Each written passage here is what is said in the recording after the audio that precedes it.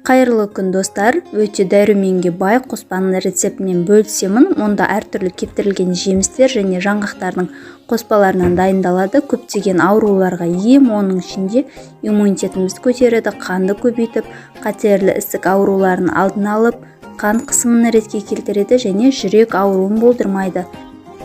Ең алдымен жемістеріміздің барлығын ыдысқа салып 200 граммнан өлшеп аламыз. Мұнда барлық жемістерден 200 грамм. Мұнда мейіз, құрма, кептірілген өрік, кептірілген қара өрік, кептірілген інжір және грек жаңғағы бар. Барлығын үстінен ыстық су құйып шығамыз.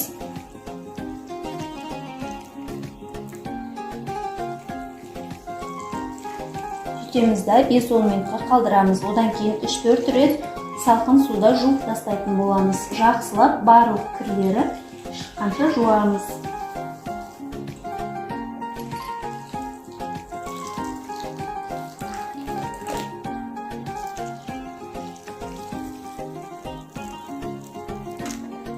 Осылай 5-10 минут қалдырамыз.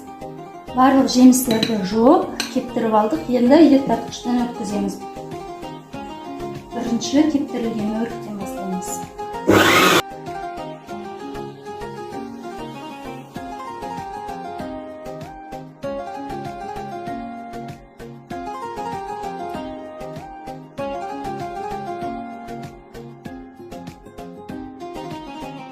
Өрікті өткізіп болдық, енді мейізімізді өткіземіз.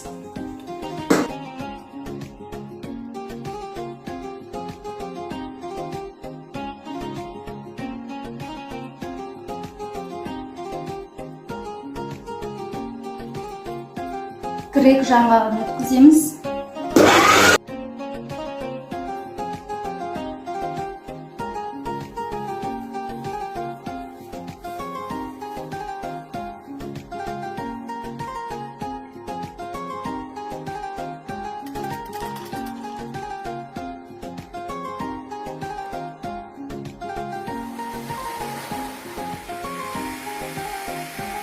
Енді кезексе барлығын ет тартқыштан өткізіп алдық. Енді бал саламыз. Балымыз табиғи болған маңызды.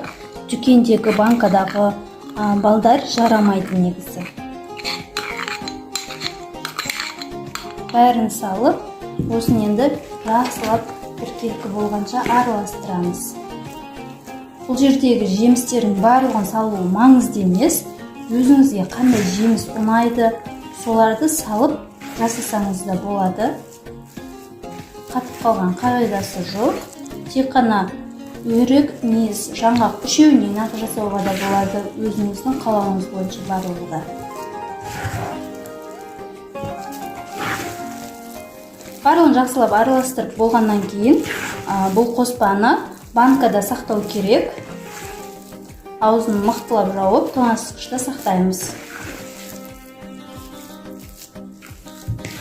Осымен біздің дәруменді қоспамыз дайын болды. Оны үлкендер де кішкентай балаларға да жеуге болады. Күнделікті таңертең аш қарынға бір шай қасықтан жеп отыруымыз керек. Егер үзбей пайдаланатын болсақ, иммунитетіміз көтеріліп, түрлі ауруларға шалдықпайтын боламыз және қанымызды да көбейтетін болады. Оның ішінде көптеген пайдалы жемістердің дәрумендері, микроэлементтері сақталатын болады. Тоңазытқышта сақтаймыз, салқын жерде тұру керек және аузы қатты жабылып тұру керек. Оны күнделікті пайдалансақ, қатерлі ісік ауруының алдын аламыз, қан қысымын ретке келтіреді, иммунитетті көтереді, қанымызды көбейтіп, асқазанды, жүректі барлығын емдейтін болады. Егер сіздерге менің видеом пайдалы болса, арнаға тіркеліп қойыңыздар. Алда көптеген пайдалы видеолармен бөлісетін боламын. Сау сәлеметте болыңыздар.